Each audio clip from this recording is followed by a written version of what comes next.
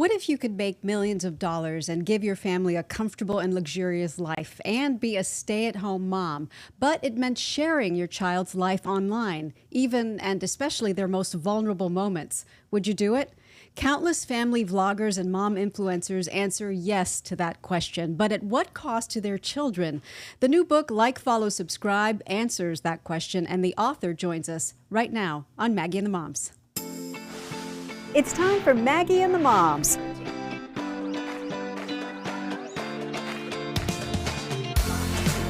Sponsored by Tampa General Hospital. Imagine that you or anybody could search the internet and find video of you being potty trained or documenting your first period in a video that's been watched millions and millions of times. How would you feel about that? This book, Like, Follow, Subscribe, takes us inside the life of influencer kids and examines the cost of a childhood online. It was written by Fortessa Latifi, a journalist who did so many wonderful interviews and so much research for this book, 9 months worth, and she joins us now. Fortessa, thank you so much. I'm so looking forward to talking with you about the book. Thank you for having me. And first of all, I want to say congratulations not only on the birth of this baby, which is your book, which took 9 months to put out into the world and then another 9 months to get it out, but on your current pregnancy. You were pregnant with your second child as you were publicizing this. And you're my hero because not only that, you are also, as you have very publicly posted on social media, dealing with a condition that makes you feel, well, I'm going to let you finish that sentence. Oh my gosh. I don't know if I can use the words to say what it would make me feel like. It's terrible. I have hyperemesis gravidarum, which means that every time I drink something, every time I eat something, I vomit. And it's been like this I'm 7 months now. And with my last pregnancy, it lasted until delivery. So I just have another 2 months to go. I'm sorry. First of all, I know Thank you you. went through that with your first pregnancy as well. But seeing you on social media with your black eye swollen shut, I feel like, you know what? It's kind of helping her make a point about the book because all of these mommy influencers that you talk about in your book would never No, dream. I mean, they have picture perfect pregnancies. They're glowing the entire time. They look so beautiful. And I mean, you can see I'm still not at my best. My eye is still kind of half shut. Um, so I think it was kind of useful to show like how different reality is than what mom influencers show, but it's also like I could have skipped it. No, I'm glad you're sharing, and I read this Yeah. entire book. Actually, full disclosure, I didn't read it. I listened to you read it on Audible, and you do a great job Yeah. with it. Thank you. Let's start with how you start. You say that these influencers, they open a window to let us peer into their lives, and through that same window, the money pours in. So Yeah. be the window for us right now. What is their life really like? Yeah, I think it's interesting because behind the scenes, I guess when you're watching, everything looks perfect and everything looks beautiful. And even when things are imperfect, they're kind of imperfect in a perfect way, if that makes sense. Like it's like this, like, oh, well, at least I'm relatable. But behind the scenes, things are a bit different. I talked to family vloggers who told me that they have to bribe their kids to be part of the content. I talked to kids who said that they feel that their privacy has been totally taken from them. And then there's also the fact that many mom influencers and family vloggers have entire teams behind them that they're not showing in their content. So they have full-time nannies, they have housekeepers, they have videographers, they have editors, but they're selling this version of parenthood and especially of motherhood where you can do it all yourself and you can do it by buying the things they're selling. Yes, selling is such a good word because this is the why. This is why they do it, because they are getting paid how much money? Well, for the top strata of mom influencers and family vloggers, they can make millions of dollars a year. Millions of dollars a year, and they're having to force and bribe their children to participate. What did you glean from the children that you talked to about how this makes them feel? I think it can really complicate the relationship between parent and child when your parent is not only your parent, but they're also kind of your boss in a way. And these kids feel this immense pressure because they know that the family's financial livelihood is staked on their involvement. And so it doesn't really feel like they can make the choice to say, "Hey, I don't want to do this anymore," because they know that once you make it to a certain level, parents quit their job and they make this their job. And so it's not like just a cute little hobby that you can say, I don't want to do it anymore. That's right. And the parents, as you point out in the book, aren't willing to let their kids stay out of it because it's content with kids that's the big moneymaker, correct? Yeah, I mean, we have statistics on this that content with kids does much better than content without kids across the board on social media. And so, what happens to these kids is that they're being forced to do things they don't want to do. Their most intimate moments are playing out online. And as you point out, they start to forget what is reality and what is content. Would you speak a little bit to that? Yeah, I think it can be very confusing when you're being filmed your entire life. I mean, I've heard from these families that the camera becomes another member of the family. And so you kind of lose sight of what part of your life is work and performance and what part of your life is your genuine self, because there isn't that boundary that there is with like child actors where they're going to a set and they're working and they're playing a character, right? But like for influencer kids, the character that they're playing is themselves. And so there's just not that boundary. And I know that moms are aware that their kids are not happy about this and that this is their children's reality. Why do they keep doing it? Why do they trade privacy for profit? I think there are a lot of reasons and kind of ways that they defend themselves. So sometimes they say that their kids do really like to be in it, and some kids do, I think, like to be in it. They say that they are sharing something important with the world, that they are sharing, family life, and that it's so important to have positive role models. They say that they are creating a family scrapbook that their kids can access at any time, which is kind of interesting Just because write a journal and give yeah, it to your I mean, you kid when could they do it grow in up. so many other ways. Yeah. So that defense is kind of meaningless. But yeah, there's all kinds of ways that they justify it. And so my curiosity was, and you did address it in the book, how does it get out of control? Because I'm sure it starts pretty innocently with you like, oh, let me just share this cute thing that my kid did, and then virality happens, and then what? Genie's out of the bottle at Yeah. that point. Well, I think it's hard if you hit the viral lottery to say, I'm not going to try to make this a thing because I mean, so many people in this country are struggling financially right now, and especially for working mothers.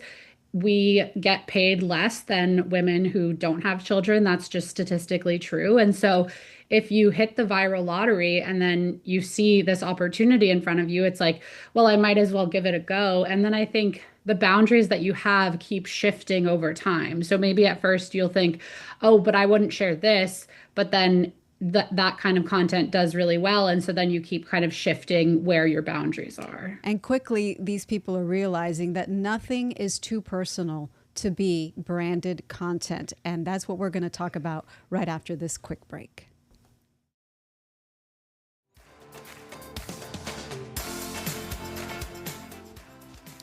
Nothing is too personal to be sponsored content. A kid potty training, a first period, even a grandmother's funeral. It's true, it's happening. Fortessa Latifi found out in her research for her book, Like, Follow, Subscribe, and she's back with us to continue the conversation. This is absolutely mind-boggling to me. When you were talking about, documenting a first period, I thought that was horrible. But then you talked about the funeral. Even a family Yeah. funeral, people are posting. Please explain this to me. How could anyone Yeah. think that's okay? I mean, I think that the parasocial bond between viewers and the families becomes so strong that the viewers feel like they should be able to see everything that the family goes through. And the family kind of feels like they owe that to their viewers. And so even, yeah, I mean, there was this video that I watched where these famous YouTube kids were saying goodbye to their late grandmother's casket, and it had tons of views. And people wanted to see it. And but it is very strange to think about recording something that intimate. It's also strange to me that some of these people are prioritizing their relationship with strangers they don't even know over their relationships with their children, because as you explain in the book, it becomes an act in some ways. There was the kid who mommy started playing with him during a video session, and he was confused because this is not what mom is like normally. Yeah, I mean, I think about this as the mom of a toddler myself, like how difficult it would be to get my daughter to play with a specific toy in a specific way. And I think she would look at me like, "What are you doing?" Like usually you don't tell me what to play with, you know? And so I think especially for kids that young, it can be very confusing. And so they're doing this, and then someone else who doesn't know, that the kid is confused, or that this is not the family norm, that this is just part of a production. Everybody is watching this and comparing themselves to these perfect families who are really anything but perfect. Isn't that a huge part of this problem as well? Definitely. I mean, when I was writing this book, I was freshly postpartum with my first daughter, and I would watch all these videos. And even though I knew the truth about kind of behind the scenes, it still made me feel like a terrible mother. And it made me feel like, why can't I get it together like they can? But the reason is because it's their job to have it together, you know? So if that had been my only job, I could have done it too. But it made me feel really badly about my own self as a mother. How exactly does the job work? Like, I don't know anything about this. How does something become sponsored? Like, how much could they get paid for one post? Give me an example. I mean, if you have millions of followers who are very involved, and who comment on your stuff and you have high engagement, like you could get paid like $150,000 for one post. $150,000 for one post. So then they're saying, we are making more money than people dream of. I am giving Yes. you this life that other kids are jealous of.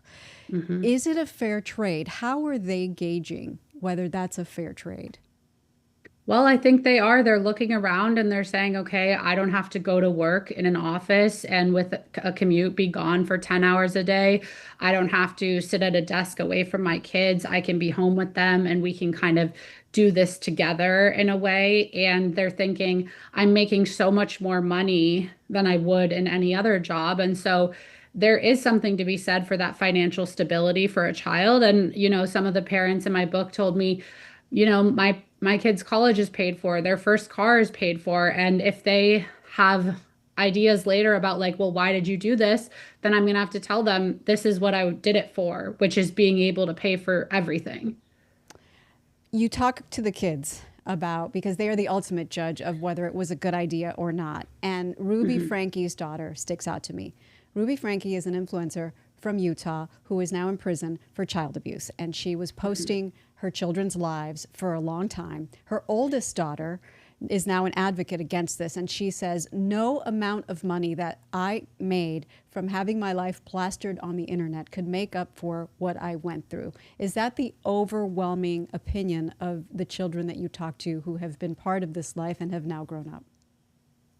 I would say that's probably like 60%. And then the other 40% are like, I really like being on YouTube and I really like having this many fans. And when I grow up, I'm going to have this on my own YouTube channel with millions of subscribers and I won't have to get a regular job. And, I think what we have to remember is that when you ask young people these days what they want to be when they grow up, they say Influence. YouTubers and influencers. And so for many young kids, they're just already living the dream. And I think that nuance is important because it's not every child who's going to grow up and feel the Yes. way that Sherry Frankie feels. And some of them have, and you interview them and you talk to them. They think their parents set them up for life, right? And they're grateful. Totally. Yeah. Yeah. And maybe they're right. So how do you know? How do you decide? Am I doing my kid a favor or am I messing up my kid? Isn't that the question of parenthood in general? I don't know. I guess you would have to tell me because I feel like I'm new to the mom game. So I feel like, I don't know. I think the interesting thing is that the work of parent of the work of growing up is kind of grappling with the decisions that your parents have made. And I think that is the true of everyone. But I think the thing about influencer kids is that they have to do both the growing up and the grappling in public, which makes it much more difficult. I was wondering, do you think the parents think about the broader societal repercussions for what they're doing? Sort of like the trad wife movement and these over sharenting parents. The broader implications are that people have all the wrong misconceptions about what it is to be a woman, what it is to be a child, what it is to be a parent. Do they think about that at all? I don't think that's top of mind. I think I think some of them are thinking deeply about it, but mostly they just think, wow, I struck gold and, I'm going to make this work for our family. You asked me, you said, you tell me because I'm new to this mom game. My kids are 15 and 20, so I will tell you my thoughts. And Deanna knows my thoughts because I talk about it often. When I got a public Instagram, my husband and I sat down and said, you're going to have a parenting segment. You're going to be talking about parenting. Are you, I said, I think I'm going to feel pressured to post my kids online. And we made a pact that it wasn't worth it.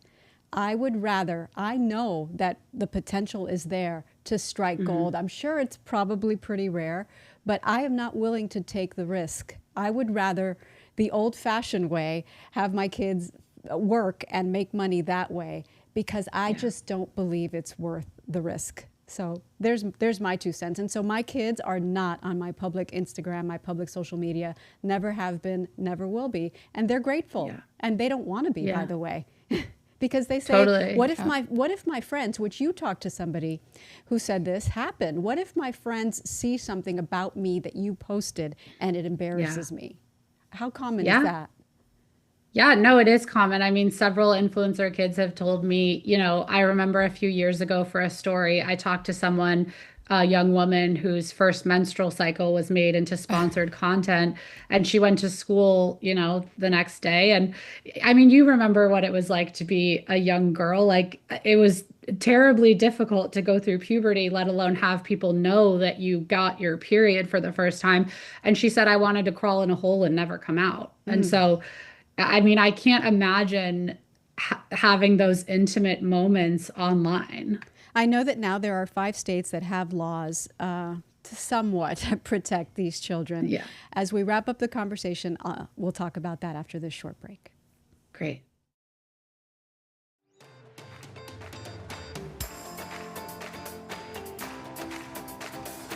Too quickly, but we're so lucky to still have a few minutes with Fortessa Latifi. We're talking about the cost of sharenting.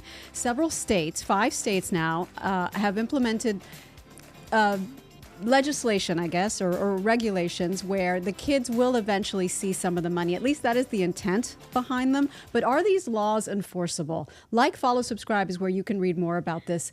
Fortessa Latifi, the author. So these 5 states, you say these laws are not really enforceable and they don't address some important issues like the work hours and what else?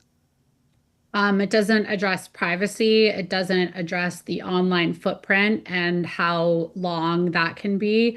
And I think even with the profits, I have it in the book. It's incredibly complicated. These formulas. Yeah. I mean, I put one of the formulas in the book and it took up like half a page. And it's incredibly complicated. And I tried to use the formula on my own, on a piece of my own content. I don't show my daughter online, but I just tried to say, okay, if she were in this video. And I had such a hard time doing it. And you would have to do that for every piece of content on every single platform. And it's like, I think even if a parent had the best intentions, it would be incredibly difficult to be abiding by the letter of the law. Well, let's hope that they figure that out. And I like that at least somebody is thinking about protecting these children finally. Yeah. In the meantime, what can we take away from this? This is a cautionary tale, I think, for parents. There's got to be a takeaway for regular parents who have not, made those choices yet, but may find themselves one day tempted to. What would you say? I think you just have to really think about what's important to you. And some people do value privacy less than other people. I know some people are much more of an open book. But I think what's really interesting is that regular parents are also kind of grappling with what it means to have your kids online. I mean, I wrote about this for the Washington Post a few years ago that more and more regular parents are taking their kids offline. And that's for several reasons. But one is how quickly AI is advancing, and parents are worried about what databases their kids' photos could end up in and what people could end up doing with them. And so I think it's interesting. I'm 32, and amongst my peers who are parents, I would say it's a 50-50 split of whether they show their kids online or not. Whereas like 5 or 10 years ago, it was like For 100% of sure. people who were, it felt like that, you know? For sure. And you say something to the effect of, in 20 years, we're going to look back on this and say, and see clearly how this was exploitative or something to that effect, correct? So are you, Yeah, a source said that. oh, a Yeah. source said that. So I think Yeah. that we're definitely on the right track towards thinking more about what this could possibly do for our children. What are some characteristics that if we are sharing our children, what are some signs that we can look for in our children that this is maybe causing them harm? You know, I think it's hard to say because even, okay, so I don't show my daughter online, but obviously I take photos of her all the time. And like when I take my phone out and take a photo of her, she acts differently. Like she'll like pose, or she'll like, she'll stop doing what she was doing, or she'll do something else. And like it's been so fascinating to me. She's not even 2 yet, to see how the camera changes our interactions, just, even though it's not going anywhere. And so I do think about that for other parents. I don't know. I think we really have to think about what our kids will appreciate having online years from now. It's hard to look at my toddler daughter and think of her as a middle schooler, but she will be a middle schooler one day. And so trying to think about, okay, would she appreciate having a picture of herself in a diaper, or talking about potty training, or a tantrum? Like, would she appreciate that later? And I don't think that she would. That's a perfect way to go about it, in my opinion. Think about the kids first and how they might Yeah. feel. Lastly, why did you write this book? What are you hoping the reader will take away? I hope that they see how nuanced of a discussion this really is, and how complicated it is, especially when we think about the way that working parents and especially working moms are so stressed in this country, and how childcare can eat up an entire salary, and how difficult it is to be a working mother. I think it's not a surprise to me that people take this path, because it, in a way, once you hit that viral lottery, it is the path of least resistance. And especially as so many people in this country are struggling financially, it's like I can't really blame them for giving it a go. I know it is absolutely tough. You lay it out so beautifully in the book. Thank you, Fortessa, for taking the time. The book is called Like, Follow, Subscribe. There are unbelievable stories in there that you will want to hear. You will learn from this book. It will be eye-opening and it will be interesting, as it was for me. Thanks again. Great having you. Thank you for having me. We'll see you next time on Maggie and the Moms.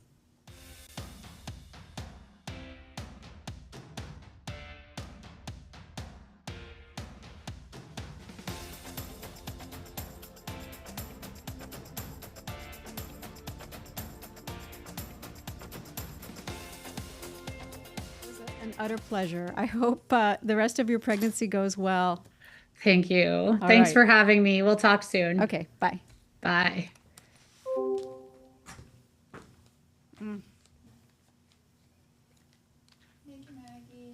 How do you feel about it? Because Oh, they're gonna ask me about this. I felt terrible.